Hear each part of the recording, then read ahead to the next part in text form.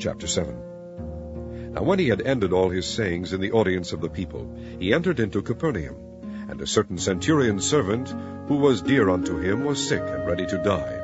And when he heard of Jesus, he sent unto him the elders of the Jews, beseeching him that he would come and heal his servant. And when they came to Jesus, they besought him instantly, saying that he was worthy for whom he should do this. For he loveth our nation, and he hath built us a synagogue. Then Jesus went with them, and when he was now not far from the house, the centurion sent friends to him, saying unto him, Lord, trouble not thyself, for I am not worthy that thou shouldest enter under my roof. Wherefore neither thought I myself worthy to come unto thee, but say in a word, and my servant shall be healed. For I also am a man set under authority, having under me soldiers, and I say unto one, Go, and he goeth, and to another, Come, and he cometh, and to my servant, Do this, and he doeth it. When Jesus heard these things, he marveled at him, and turned him about, and said unto the people that followed him, I say unto you, I have not found so great faith, no, not in Israel. And they that were sent, returning to the house, found the servant whole that had been sick. And it came to pass the day after, that he went into a city called Nain, and many of his disciples went with him, and much people. Now when he came nigh to the gate of the city, behold, there was a dead man carried out, the only son of his mother, and she was a widow, and much people of the city was with her. And when the Lord saw her, he had compassion on her, and said unto her, Weep not. And he came and touched the bier, and they that bare him stood still.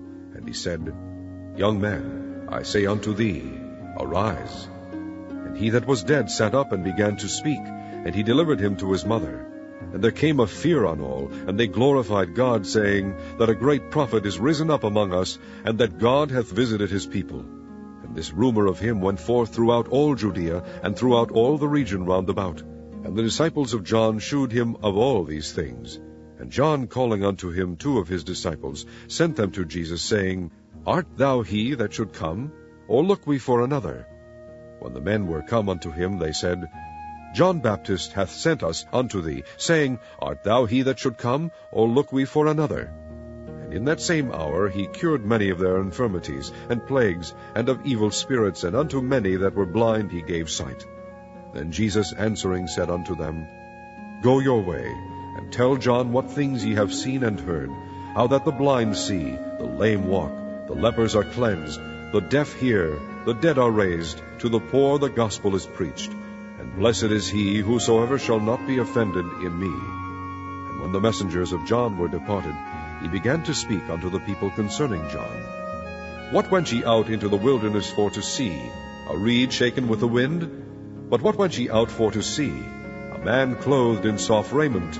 Behold, they which are gorgeously apparelled, and live delicately, are in kings' courts. But what went ye out for to see? A prophet? Yea, I say unto you, and much more than a prophet. This is he of whom it is written, Behold, I send my messenger before thy face, which shall prepare thy way before thee. For I say unto you, among those that are born of women there is not a greater prophet than John the Baptist. But he that is least in the kingdom of God is greater than he. And all the people that heard him, and the publicans, justified God, being baptized with the baptism of John. But the Pharisees and lawyers rejected the counsel of God against themselves, being not baptized of him. And the Lord said, Whereunto then shall I liken the men of this generation, and to what are they like? They are like unto children sitting in the marketplace, and calling one to another, and saying, We have piped unto you, and ye have not danced. We have mourned to you, and ye have not wept. For John the Baptist came neither eating bread nor drinking wine, and ye say, He hath a devil. The Son of Man is come eating and drinking, and ye say, Behold a gluttonous man, and a winebibber, a friend of publicans and sinners. But wisdom is justified of all her children.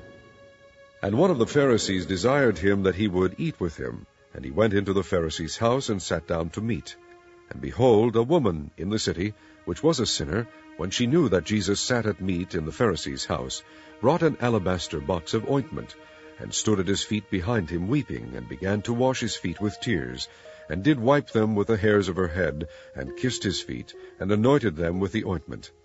Now when the Pharisee which had bidden him saw it, he spake within himself, saying, This man, if he were a prophet, would have known who and what manner of woman this is that toucheth him, for she is a sinner.